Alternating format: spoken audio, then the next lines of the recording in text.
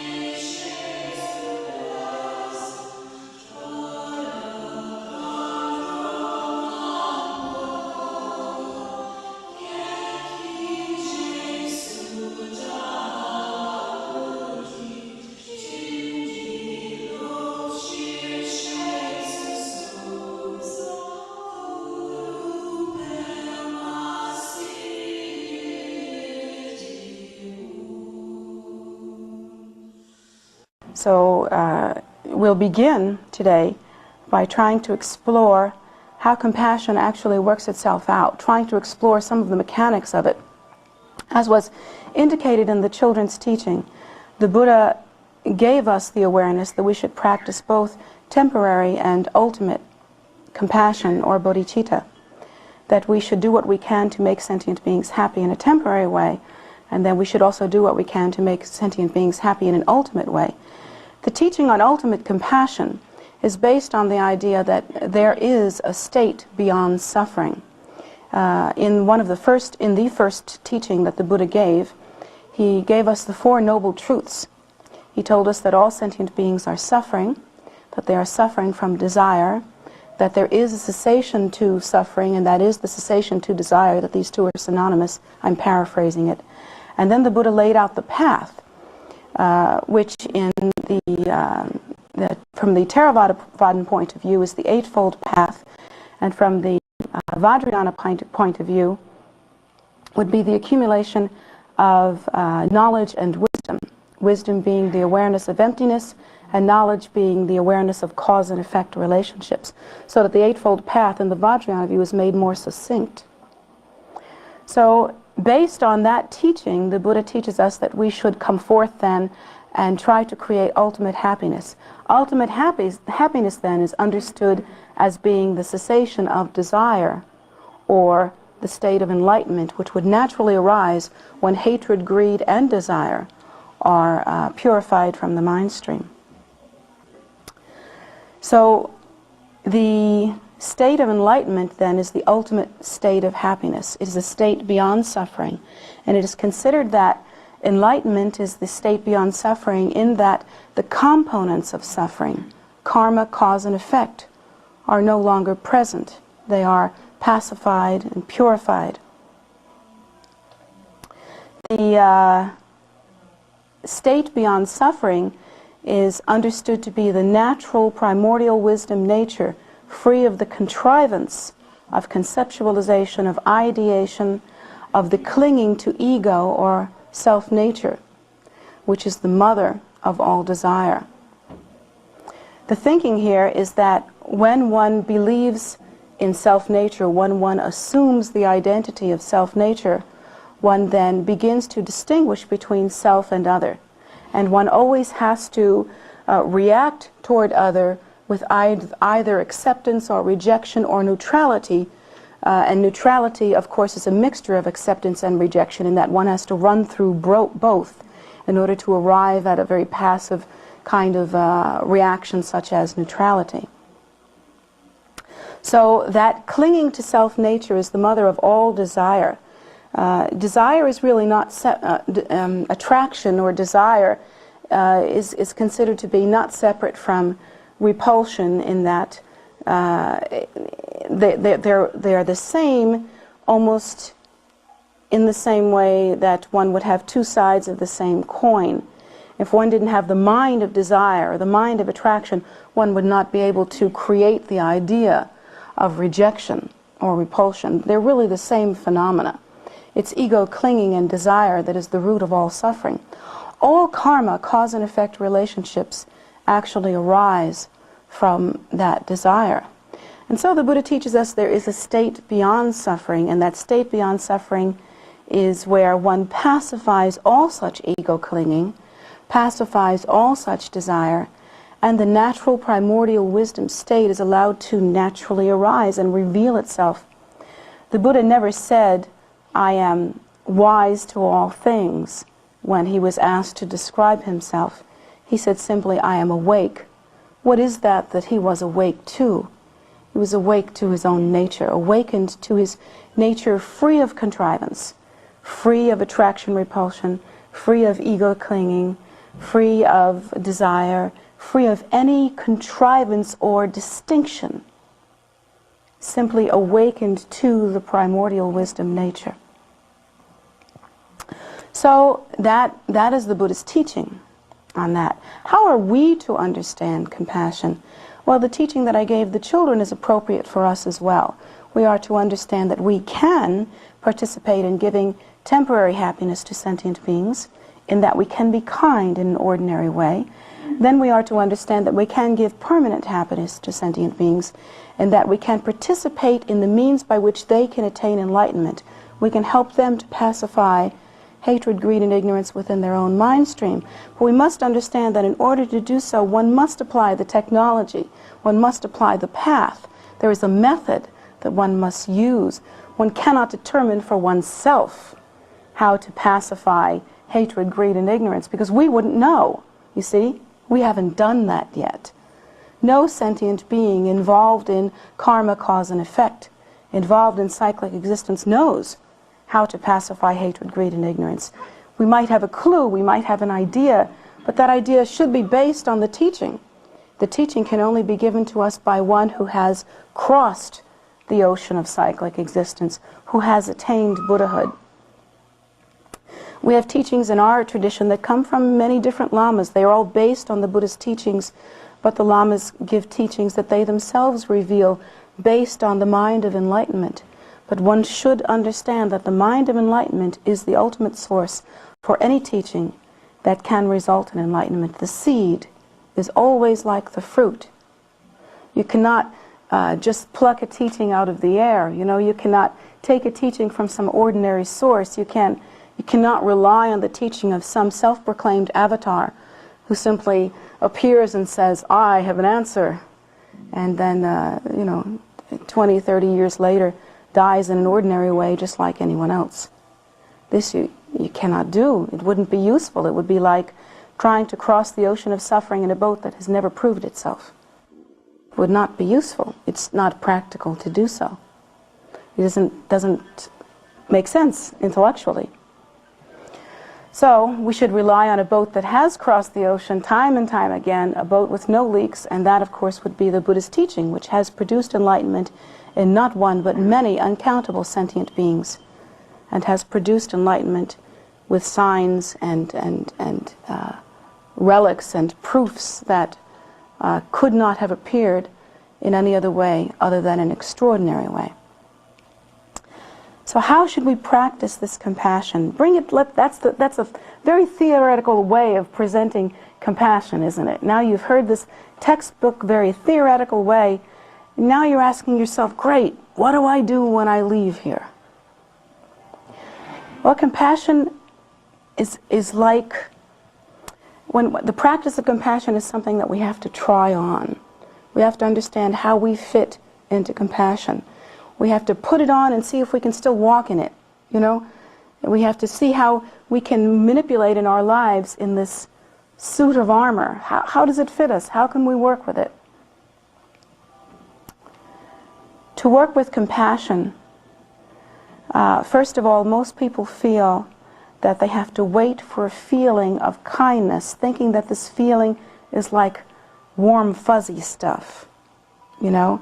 That you have to wait till you develop spiritually sufficient to the point where you feel kind. And we even think that the person that goes, "Oh, I can't stand to watch people suffer," is far kinder than the person who just goes about the business of trying to help others. I don't agree with that at all.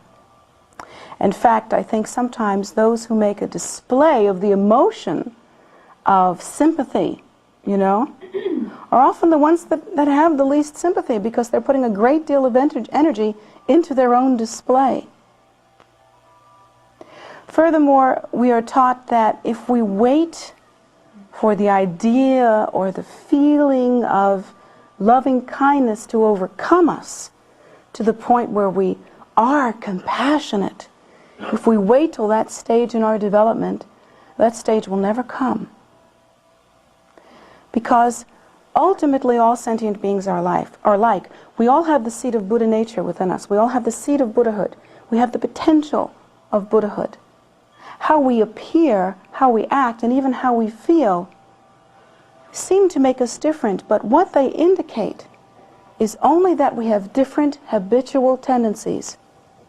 Those that dedicate their whole lives to benefiting others, such as the beloved Mother Teresa or the great bodhisattvas who are known in the world to have done everything they could to make others be kind and to lead others toward enlightenment, the lamas who dedicate their lives to benefiting others, these ones who are habitually kind are not really different from us.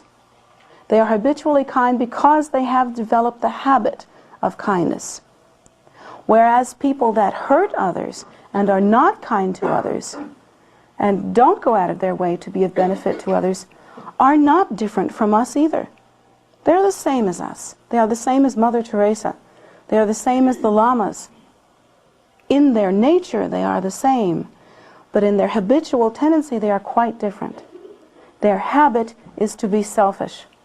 Their habit is to try to make themselves happy through a method that appears unkind. They have the habit of acting in a certain way, but they aren't really different from us. So those of you that think that you've got it knocked because you have an overly sympathetic and effusive nature and seem to be very sweet and kind and adorable are probably, well, as they said on my block, up the creek without a paddle. You should reevaluate. You don't really know if that's what your situation is. You must look at yourself more honestly than that. That doesn't give you a clue as to what your mind is doing. You simply have the habit of acting in a certain way. It may not mean that you have a habit of kindness at all. Can you take the book off the floor? You simply do not have the habit of kindness at all. You may not have the habit of kindness, you simply have the habit of acting a certain way. Whereas another person who is simply not thinking about that kind of thing too much, perhaps is not very demonstrative emotionally, and yet does what they have to do to make things come together, may have great potential for kindness. May be able, even though they are not effusive and not demonstrative, may be on an unconscious level thinking of kindness in many different ways. They try very hard to support their family. They try very hard to do right by the people that they know. They're very diplomatic, very honest, very, very noble in their perspective. And perhaps we shouldn't judge things in that way at all. Perhaps we should just think like this, because this is what the Buddha taught us, that all sentient beings are inherently equal, that they weigh exactly the same as one another in terms of their equality. The only difference between us is our habitual tendency. How interesting, because we have both praised and judged. We're too selfish, we're thinking very kind, not really understanding what any of that meant. Each one of us has an equal shot at creating the habitual tendency of compassionate living, because we all have that nature, and all we have to do is learn the technology and begin to put it into practice. When we first begin to practice compassion, it may not feel like us at all. We may think that we're sort of cynical and we're sort of hard and we're sort of practical people and we're not used to this kind of thing, and what is all this mushy stuff anyway? We may think that we're like that. We may think that in trying to be kind to others, both on a temporary and ultimate level, that it's kind of unusual for us and we have to really stretch to do it. That doesn't mean that we're not kind by nature. It simply means that we're implementing a new habit. And like any new habit, it's a stretch at first. If any of you have been smokers and have quit smoking, you know how hard that is. It's not your habit to do that. You have to increase the habit of non-smoking bit by bit by bit. It doesn't feel natural at first. What feels natural is to pick up a cigarette and shove it in your mouth. That's what feels natural. So you feel like you're being contrived by not doing it. Or if you're trying to go on a diet, or if you're trying to learn some skill that you didn't learn before, if you're trying to learn how to be a certain way or how to develop a certain habit of exercise or a certain habit of thinking, anything. It feels unnatural at first. It is unnatural at first. So what's the big deal? That doesn't make you any different from anyone else. It only means that you have to learn a habit. That is a good habit and will bring you benefit. It doesn't mean that you are less than anyone else. And on the other hand, if you are extremely effusive and extremely sympathetic and stuff like that, perhaps what you need to do is cut it out and learn a new habit. A habit of actually adapting the technology of what really is useful for sentient beings, both temporarily and permanently. Maybe it doesn't really help them for you to be overly sympathetic. Maybe it doesn't help them for you to be effusive and gracious. Maybe that's not so helpful for you to act sweet and kind. Maybe that's not helping them. Maybe it's only helping you. So having determined that, maybe now you need to learn what really is useful for sentient beings on a temporary and permanent level. Maybe you have to learn some technology. So according to the Buddha's teaching, compassion perhaps has a different view than what we're used to. And I think on this path what holds people back the most is they are unwilling to take the plunge into learning how to be compassionate and into actually adapting the technology because they think they haven't got what it takes. Well, that's not true, and that's the point that I'm trying to make. Everybody's got what it takes equally. We have the Buddha seed equally, but we do have different habit patterns. And so for some of us it may feel like a giant leap, like we can be kind pretty easily. Like, you know, maybe we've tried to do it pretty much, and so we can do it pretty well. Maybe we feel like we're having an easier time with it. And for others of us, gritting our teeth and bearing ourselves forward with courage. But that doesn't make us less kind, and that doesn't make us less able. That only makes us a little different in our habitual tendencies. That's what has to change. The Buddha nature is already established. You cannot diminish it, and you cannot build it. It's already established. It is your nature. What must be changed is the habitual tendencies, the karma, cause and effect that we have adapted since time out of mind due to our belief in self-nature as being inherently real. These habitual tendencies are like the clothing that we've put on our egos, you know? And we believe that we are that. We are this ego with this clothing on. We think that that's what we are. And it's a mistake. It isn't true. We are the undefiled, uncontrived, primordial wisdom view, that nature which is free of contrivance and conceptualization, ultimately pure, spontaneous, and completely realized.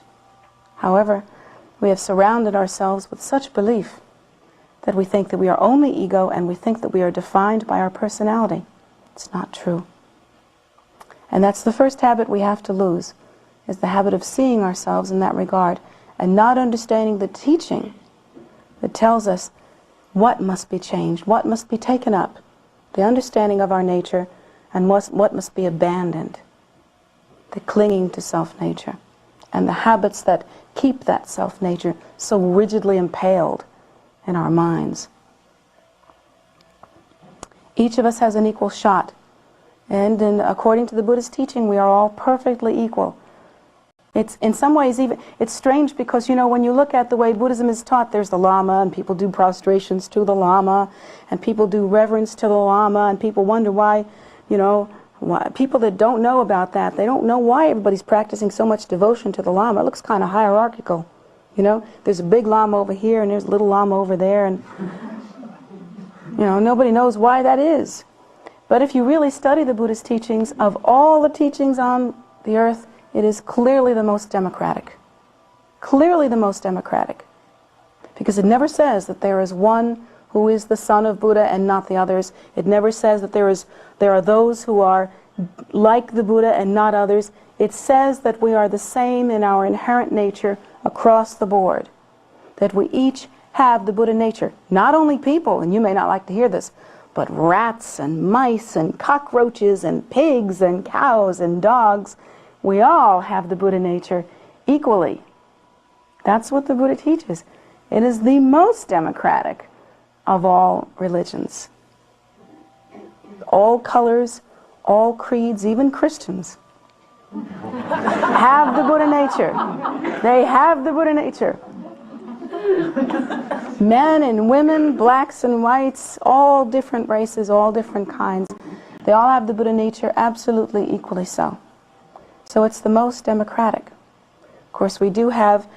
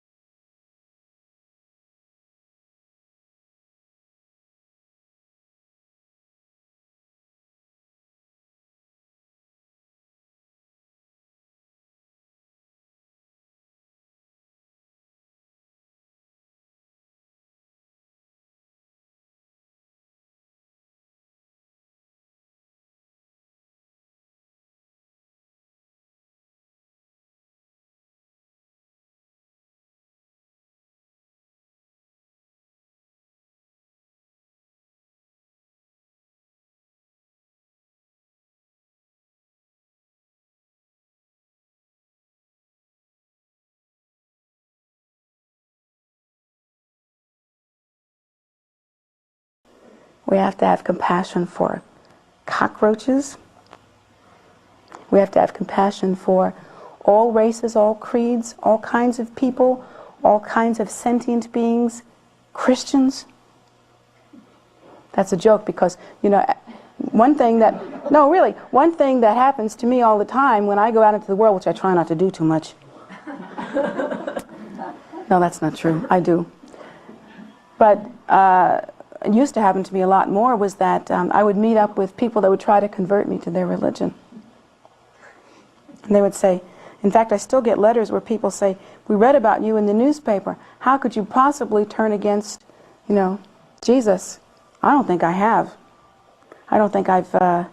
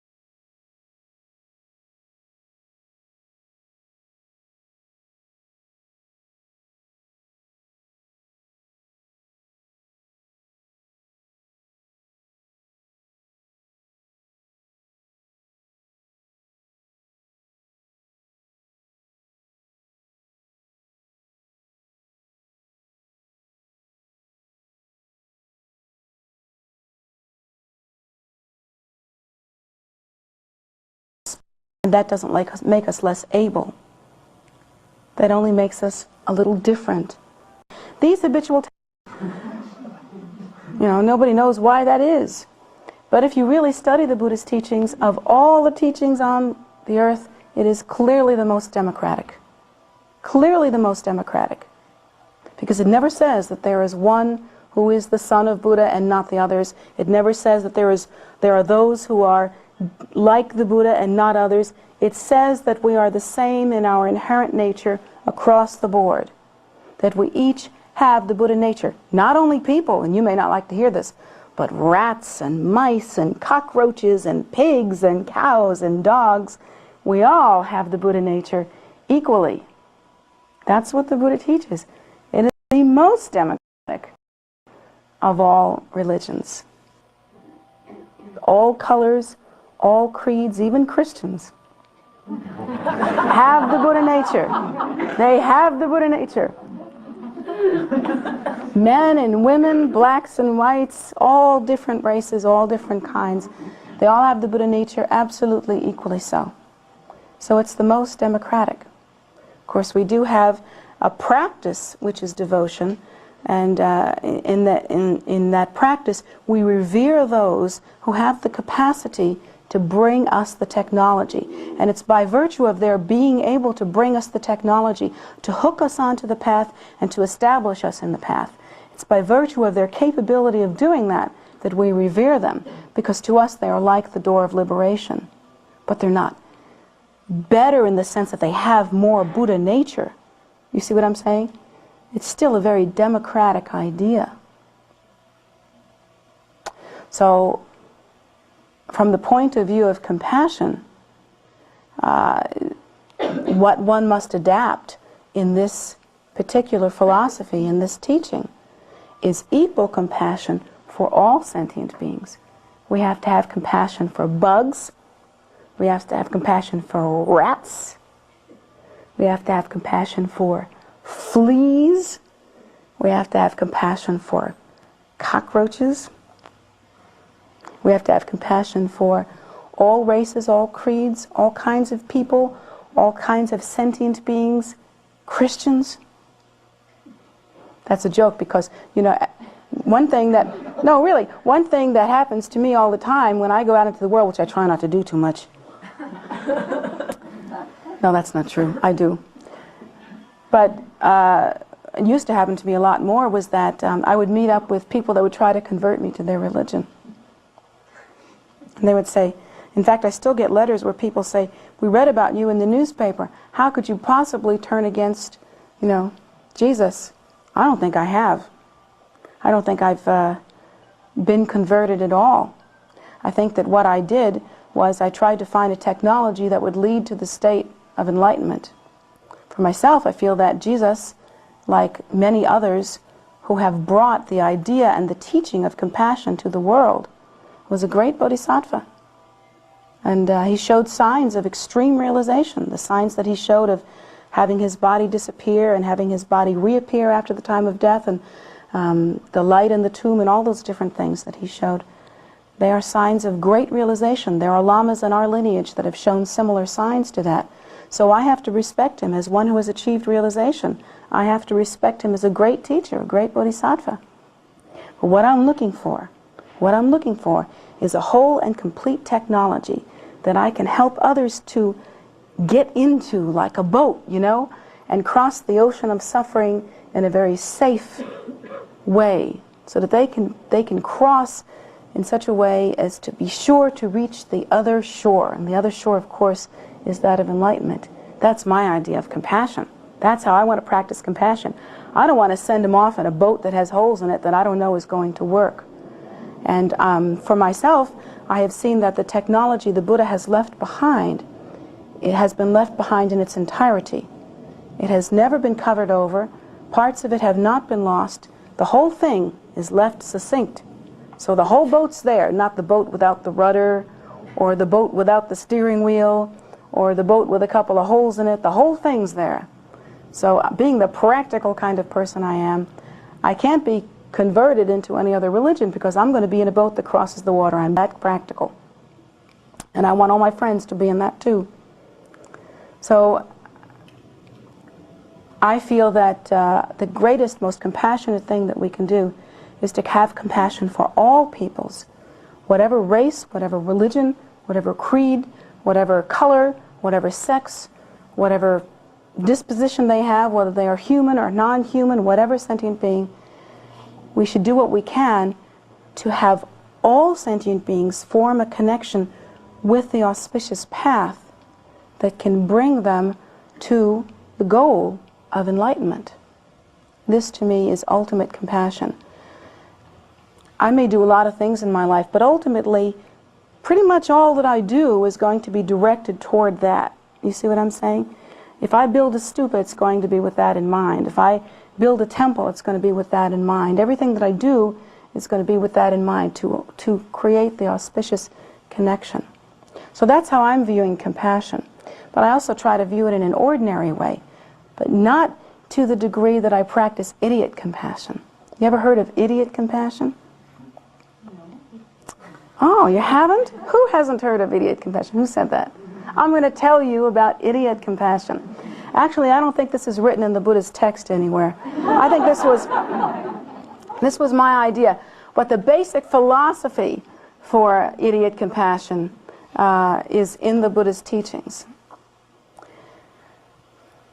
In the Buddha's teaching, the Buddha teaches us that we have to do what will ultimately benefit sentient beings. Yes, in a temporary way, but most especially in an ultimate way. Right? Okay. Now, try to follow this. We're kind of beating around the bush today, but here's what I'm doing. I'm climbing the mountain of understanding compassion, and I'm sort of doing it like this. See what I'm saying? So that we, as ordinary Western sentient beings, can have an understanding that we can apply to our own lives. Okay, didn't we talk about how lamas sometimes appear hierarchical in Western religion? I mean, from the Western point of view, they seem kind of hierarchical to us. Well, sometimes it seems to be even worse than that if you don't understand what's going on, because sometimes it seems as though the lamas will pay more attention to some students than to others.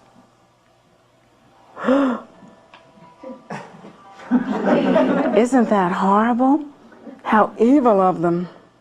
Especially when it's you they're not paying attention to. You know when that really works out well is when you're the glory child that week. And that happens. That really happens. Certainly I've seen it in my relationship with my teachers, and certainly I've seen it generally in students' relationships with their teachers, and certainly I have practiced it with my own students. So I know what this is. This can be a troublesome thought in the mind of a student or a potential student. It can appear very differently and in different ways. Sometimes, let's take different students that are first approaching the path. Sometimes a student first approaches the path, and the way that they come into the path it almost seems as though the the teacher welcomes them with open arms. Oh, you finally come. How wonderful. Come on down. Couldn't make them more welcome. They are made so welcome. They are made to feel that they have fallen into the arms of nirvana, and that the soup's on, you know, and that this is going to feel so yummy you can't believe it. Well, and then there are other students that first come into the path, and it seems as though they do everything but go, I'm here, and nobody pays any attention to them. And they walk around going, nobody pays any attention to me. She never looks, she don't even know I'm here. She never looks at me. And then it happens that sometimes the students who are welcomed with open arms, later on it's just like, they can't get the time of day. They can't seem to get the attention of the teacher. Teacher doesn't want to pay any attention to them. They kind of go, remember me? I'm the golden child. And the teacher goes, did you hear anything? What's this? And then suddenly, the one who hasn't been paid any attention to, finally, their apple falls, the apple becomes ripe and it falls, and the day has arrived. And once in class, the teacher is giving a teaching, and they look at them and give them Da-da-da-da, the meaningful look. Right? And that is the day when they feel that they have been hooked into Dharma, and blah, blah. Let me tell you why all of this stuff is. This may seem as though this is a very strange way to act. I mean, the way we paint our saints, we'd like to have our saints and religious leaders be such that they're just like all beneficent, you know, all magnanimous, all compassion. That you know, we'd like them to wear white, first of all. You'd like them all to be virgins. They should all be perfect in form and talk, and they should never have Brooklyn accent. I mean, that's like... And anyway, they should all be so perfect, and then they should shine like the sun, where you come into their presence and everyone is blessed equally and you go away enlightened. Well, has that happened to any of you yet? No. No, never. And unless the Buddha reappears and decides to take that form, it probably never will. The way that the path happens to us doesn't happen to us according to the whim of the teacher, actually. It happens to us according to the karma and the habitual tendency of our mind. And a qualified teacher will know how to work with that. And that's real compassion. Here's the interesting thing. A student may come into the path, and the teacher may, through the value of their practice, or through their meditational ability, or through whatever capabilities they have, whatever qualifications they have, the teacher may recognize that that student has a connection that can be worked with, but there's not really a lot of merit there, that the person has not accumulated a lot of merit that would help them to remain stable on the path. So what would the teacher do then? If the teacher were to make a big deal about that student, it would actually burn up a lot of the merit that they have accumulated in order to bring them into the path, and their capability to remain stable on the path would remain very short-lived. It would not be compassionate at all. Oh, sure, it would make the student feel better temporarily. Oh, sure, it would make the teacher feel better because the teacher would be popular. You know, that's all the teacher has to do, is go out and make a big deal about everybody. Then the teacher would be popular. But it would not be compassionate. That is not useful. And then another thing that might happen is that a different kind of student may come, and the teacher may realize that an extraordinary bulk of merit is ripening at that time, and that the teacher can use that. Maybe their connection with the path is minimal, but their connection with the teacher is very strong, and they have some merit ripening at that time that they can work with. So the teacher can make a big deal about that student. And the student gets hooked, brought into the path, and then quickly the teacher does everything but beat them with a stick to try to get them to do Dharma things, like make tsatsas, like do Dharma things right now. You know, do all these Dharma things, and pretty soon, because of that, the student has lots and lots of connection with the path. You see? And so now they're stable. But what if the teacher, you know, just was too lazy and didn't want to pay a lot of attention to that student, didn't want to do that? Then the student didn't have much connection with the path, but they had a lot of connection with the teacher. They wouldn't have ripened, you see? They couldn't have remained. They wouldn't have been hooked. So a teacher, hopefully, if they're worth their salt, won't practice idiot compassion, because idiot compassion would be to practice what appears to be the right thing to do, but really isn't the right thing to do.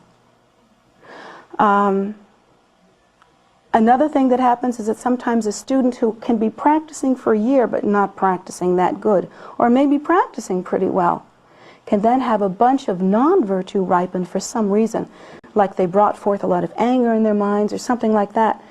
And the teacher, seeing that a lot of non-virtue is ripening, is not going to make them unstable on the path by paying a lot of attention to them at that time. In fact, they will kind of ignore them, let them stew in their own juices, and just recommend a lot of practice. Sort of put them out there and not use up a lot of virtue, which they have a small support, by really paying a lot of attention to them. They'll kind of put them out there for a while and let them work through it. Watch them, but let them work through it. Because idiot compassion would have been to say, I know that you're having a rough time. Everything's so hard for you. You're not making any money, and you look ugly today, and you're not very happy, and your husband is leaving, and your wife's not very good, and your kids are, and everybody's on drugs, and your head's, and a house burned down, and you're sick, and you're dying, and all this kind of stuff. Come over here, darling. Let me take care of you. That might kill them, you see? That might do them in altogether. And so that would be practicing idiot compassion. Now, ordinary people practice idiot compassion all the time.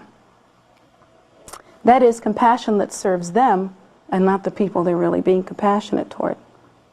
Like, for instance, if you know that a person is very needy and they always habitually act needy, and that no matter what you do for them, they're still going to act needy. Any of you know people like that? Everybody knows somebody like that, don't we? I mean, that is the way some sentient beings act. It's not uncommon. Thinking that you're doing them a favor, but actually thinking that it would make you a kind person, you allow them to act needy in that way. You try to satisfy them, mostly try to satisfy them enough to get them off your back. And what you're actually doing is reinforcing your own idea that you are a kind person, but you're not helping them. Because they are increasing their habit pattern of acting needy, you see? So, and then another way in which we might act out some idiot compassion is that a person will come to us and they'll say, "Oh, I hate my boss. My boss is always picking on me. These things always happen to me," and they'll begin the litany of victimization, right? This happened to everyone. Everyone, at some time in their lives, have had it where someone has come to you with a litany of victimization, where we've been told that they tell you how they are deeply victimized in their own lives. Everyone has told us that. We've all heard this story before. Idiot compassion would be to say, there, poor darling. I know everything's so hard for you right now." That's idiot compassion. Maybe you might have to do that a tiny bit just to get their attention. But after that, what you really need to do is try to hit them with the fact that nothing happens to anyone that did not arise in their own mind. That's the truth. No one is a victim. If we are suffering, we are suffering as a reflection of our own karma. If people continuously hurt us, it is because we have hurt someone or something in the past. All we have to do to know what we've looked like in the past is to look in the mirror now and see what we look like now. How is karma ripening for us now? Then we'll know what we've done in the past. So the method for that person really wants to change their life, is not to get sympathy, but to change how they deal with others, how they implement compassion in their lives. You know, if we've been involved in relationships that have constantly hurt us, then we have to understand that we have partaken in relationships like that before, where we have hurt others. So now we should change, be consistently kind and generous, always applying as well as we can the ideas of generosity, the practice of generosity. And if you're going to practice real compassion, that's what you're going to tell that person who comes to you with a litany of victimization. Practice love. The question is, yes, but can you still love? Oh, this has happened to me. You don't understand. This has happened to me. This has happened to me. Yes, but can you still love?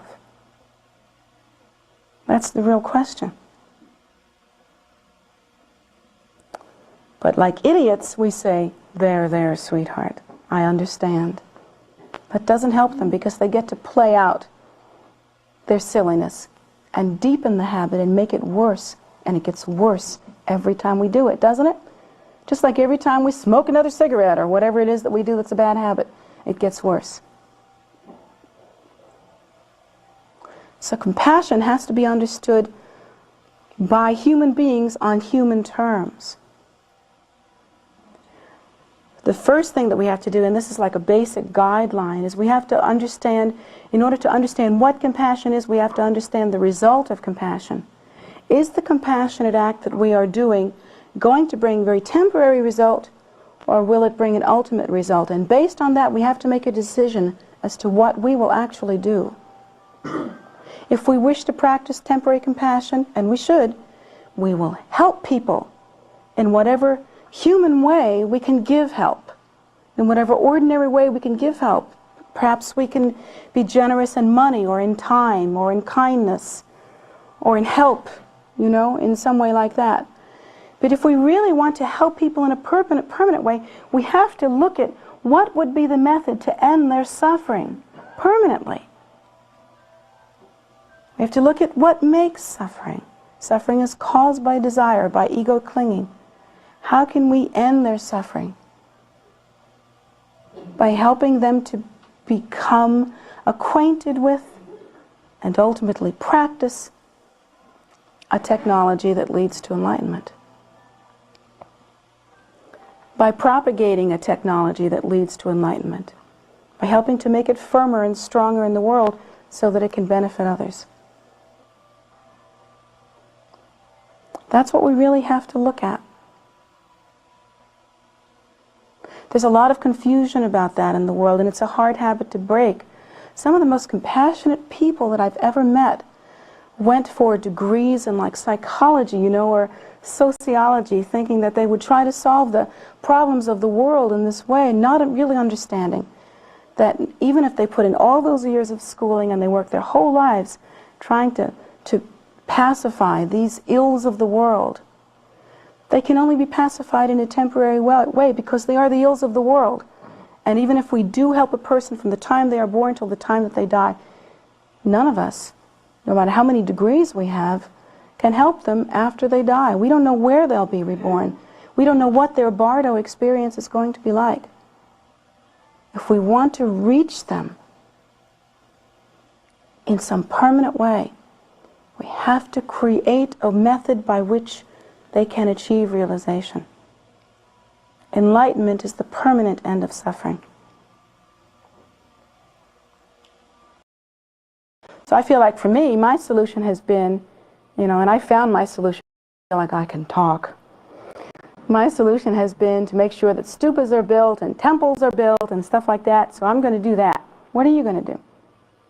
What are you going to do to help people achieve enlightenment? You can display kindness so that they will copy you. You can do that. You can practice the path and accomplish the technology so that you could administer the technology to others or help others to become part of the technology. You can help build a stupa. You can help propagate the Dharma and help the Dharma to appear in a firm and stable way in the world. Meritorious activities that any of you are invited to participate. Certainly there's no shortage of things that we can do. But even on a very simple, very ordinary, you know, even in terms of non-Buddhist terminology, and this is a class that should have all peoples, you can actually practice such to demonstrate others practices compassion. If they copy you, the method of the merit to your mind is because you help them as you do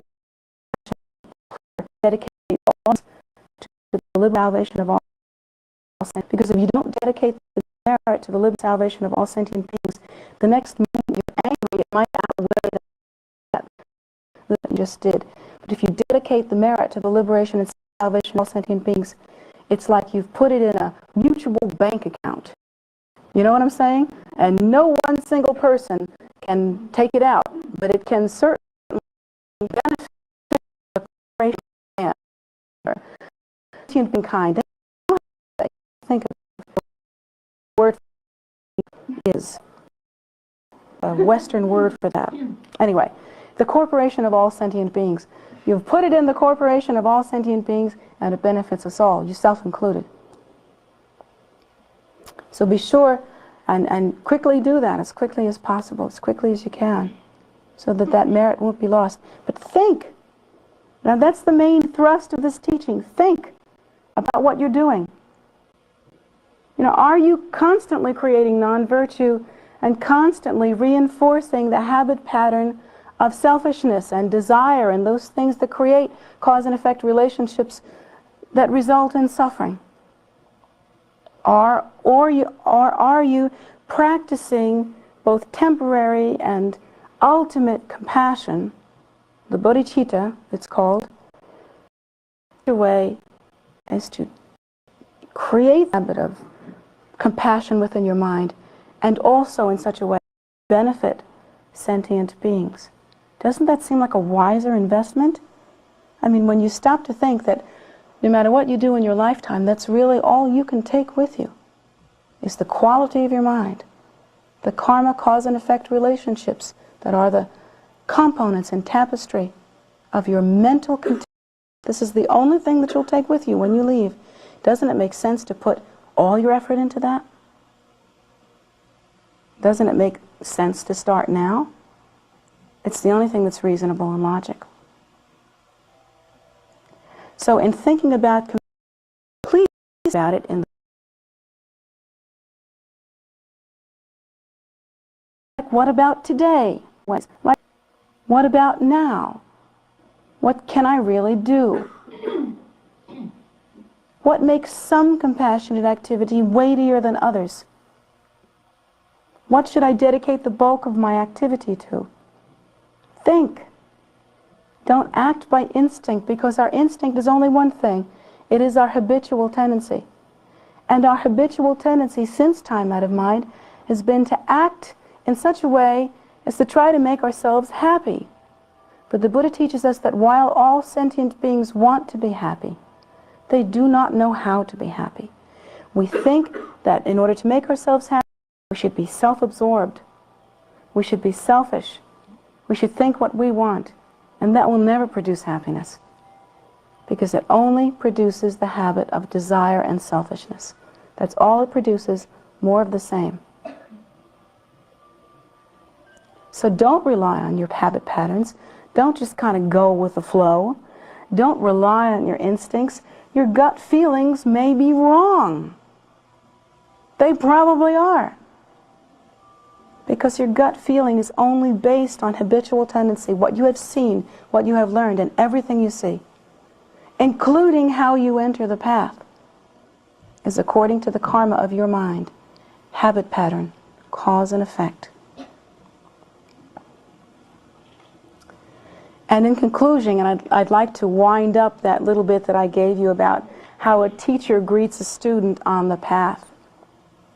Once you've decided that you know, a certain teacher has the qualifications to give you what you need, or at least provide for you what you need, and that a teacher has a certain quality that really speaks to you, and you decide that that's what you need to do, and you're there where you want to be, then once you make that relationship, don't doubt it. Don't doubt it because one day you're getting a little special attention and the next day you're not. Don't doubt it because you're not getting what you think you rightly deserve, which is a red carpet. It may not be the case that that's what's best for you. One thing that I have found for myself is that the Buddha's compassion is endless. Guru Rinpoche's compassion, and he is, of course is considered to be an emanation of the Buddha, is endless, boundless. You know that Christian line about God sees the littlest sparrow? I don't remember exactly how it goes, something like that. But I have found out for myself, time and time again, that Buddha's compassion extends to every living thing, every sentient being of all kinds. If there is any connection that potentially can be ripened, it will be ripened. It has been my experience to see that beauty played out again and again and again. So, from my point of view, I have seen that Lord Buddha, that Guru Rinpoche welcome us each with precious parasols and gorgeous carriages and auspicious elephants and all of the wonderful auspicious offerings that are so perfect in their description of the qualities of the Buddha. Each one of us is welcomed with bells and whistles for all of us that are Westerners. But it may take a different form according to the karma of our... You have to trust that. Each one of us has equal Buddha nature. No one is more and no one is less. Each one of us has equal capacity to practice. but we have to approach it as we can. Some more slowly, some with a lot of fanfare, some more simply. The point I'm trying to make is that we should try to remain steadfast. I hope I never make the mistake, I think I have perhaps in the past, but I hope I never do in the future make the mistake of practicing idiot compassion, paying too much attention to one student who was wearing a little thin on the merit department, you know.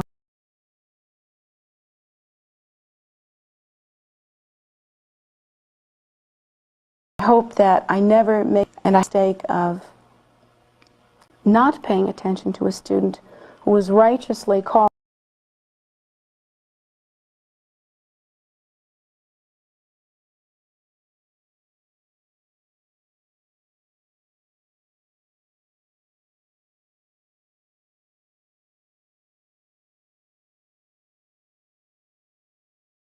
with me. I hope that I never denied them whatever nourishment was mine to give them.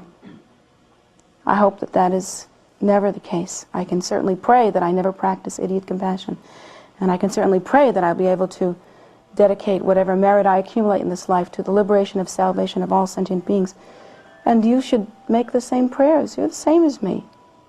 You should dedicate your effort to bringing about this ultimate result, and pray that it is of benefit to sentient beings. And try not to practice idiot compassion. Really look, think, evaluate what the Buddha has taught about compassion. Think it through.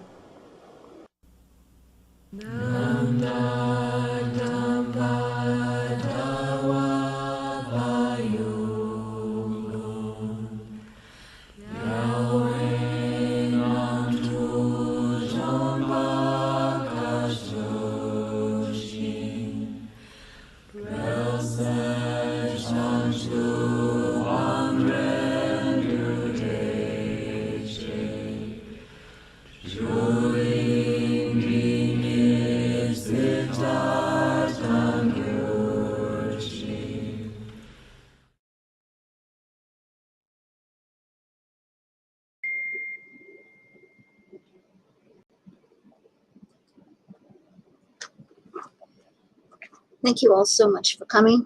I'm so sorry that the internet has been going in and out, and so I won't speak for a while because it's for a long time or anything.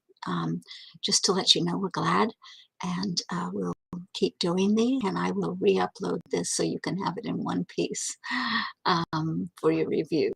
That had to have been difficult, and I'm so sorry. And last week, I'm even sorry because we didn't get up at all. We will get this fixed. In any case, we hope you can come visit us in person. We're open now inside the prayer room from 8 a.m. to 8 p.m. and outside open dawn to dusk every day. And so we welcome you in all locations. Today we will have here on site, we will have a soak offering at the Guru Rinpoche statue in 80-degree weather, and it will be available live, and if the internet holds, it will be available on Facebook Live. We'll see, and then also after that there will be a drum circle, which I don't think will be on social media, but it will definitely be live. So if you want to come and hang out and drum for a while, we are drumming for rain for this area because we are really low. The stream beds are dry and the animals are really, really thirsty. So as are the plants and the tree, everybody's thirsty. So we're working on that. In any case, if you want to make an offering to Jetsunma, you can do so on her PayPal account, which is jetsumagift@gmail.com. If you want to ask us any questions, you can email us at kpc@tara.org. All of this is in the chat, and also the calendar is on tara.org. You can find it in a couple places, but basically go to I think it's called Meditate, Pray, Study, and drop down to the calendar. It just says calendar, and it's right there. It's right under the live stream. So you can watch the live stream on Tara.org, assuming it makes it through the internet. And so anyway, we're happy that you were able to stay with us. And we hope you have a wonderful day. And see you soon. Either live or online or both. Take care.